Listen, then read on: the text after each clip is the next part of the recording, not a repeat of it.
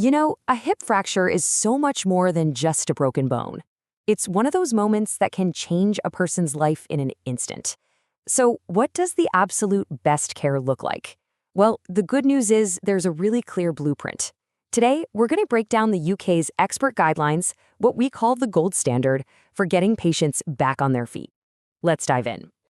So, first things first, we've got to understand the sheer scale of this challenge. We're not just talking about a few unfortunate accidents here and there.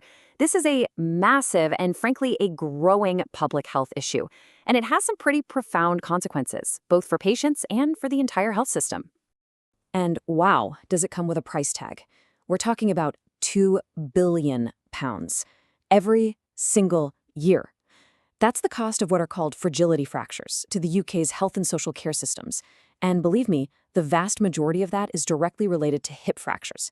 It's a staggering number. So you might be asking, what's really driving this?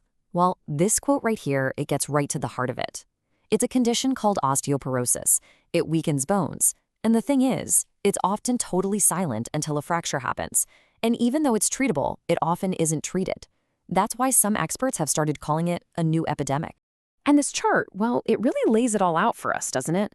It shows just how dramatically the number of cases has been climbing. And as our population continues to get older, this trend isn't going anywhere. It just makes it absolutely critical that we get the care pathway right every single time. Okay, so once that fracture happens, the clock is literally ticking. Those first few hours are a genuine race against time. And every decision, every little delay, it has a direct impact on whether a patient is going to have a good recovery. So how do you make sure everyone feels that urgency? Well, the NHS in England came up with a pretty clever system. It's called the Best Practice Tariff. Basically, it's a way to financially reward hospitals that hit these key quality targets. It's a really powerful incentive to make sure everyone is following that gold standard of care. So what does this race actually look like on the ground? Well, this is it. This is the ideal pathway. First, the patient needs to be on an orthopedic ward, and fast, within 4 hours. Then, they need a super quick, comprehensive assessment from the whole team. And the big one, surgery has to happen within 36 to 48 hours. Hitting these targets is it's vital for a good outcome. All right, let's head inside the operating theater. This is where the surgical team has to make a really critical decision, one that's guided by very specific expert recommendations. The question is, which operation is the right one for this specific patient? But before we even talk about which type of surgery, we have to understand the number one goal. This comes straight from the National NICE guidelines. Whatever the surgeon decides to do, the aim is to fix that hip so securely that the patient can put their full weight on it right away with no restrictions. That right there is the key that unlocks everything else. Now, for the most common kind of break, the guidelines from NICE are crystal clear.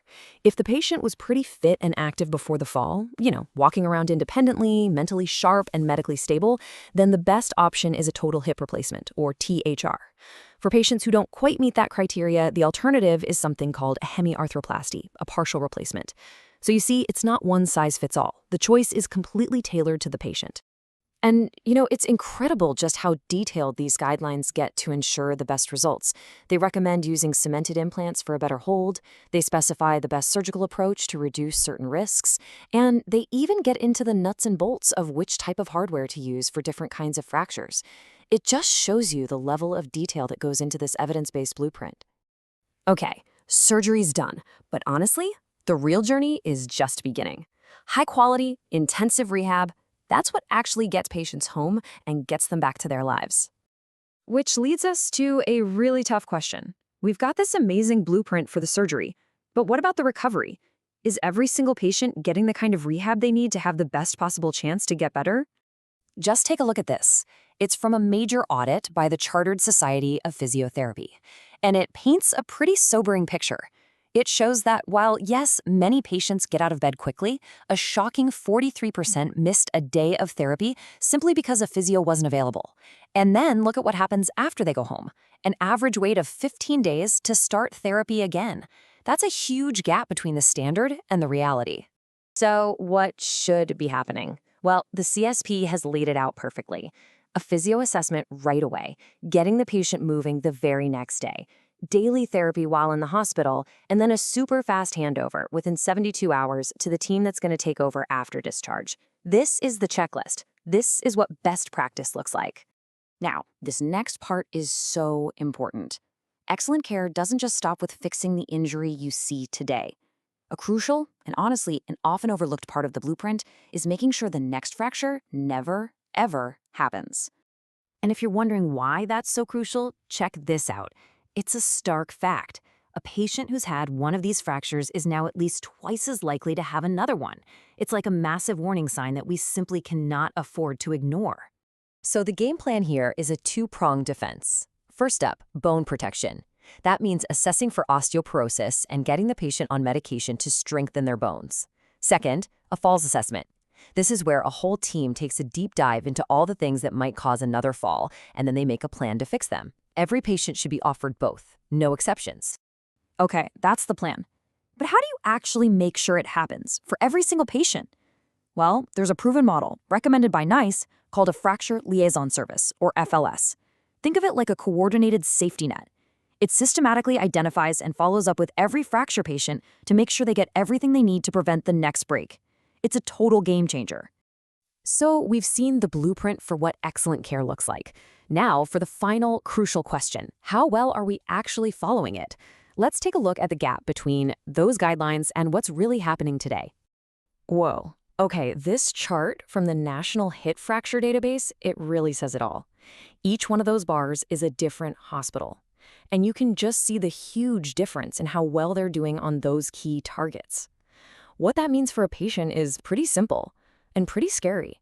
The quality of care you get can depend heavily on which hospital you happen to be taken to. And get this, the latest numbers from 2024 show just how tough things are right now. Remember that target for getting surgery done quickly? Today, only 58% of patients are getting their operation by the day after their fracture. And what's worse, that's actually down from 68% back in 2019. It shows the immense pressure the system is under. And that really brings us right to the heart of it, doesn't it? The blueprint, this evidence-based, expert-led plan for how to provide excellent hip fracture care, it's not a secret. It's all written down. The challenge isn't about knowing what to do. It's about ensuring it's done for every single patient in every hospital every single day. And that's the gap we still need to bridge.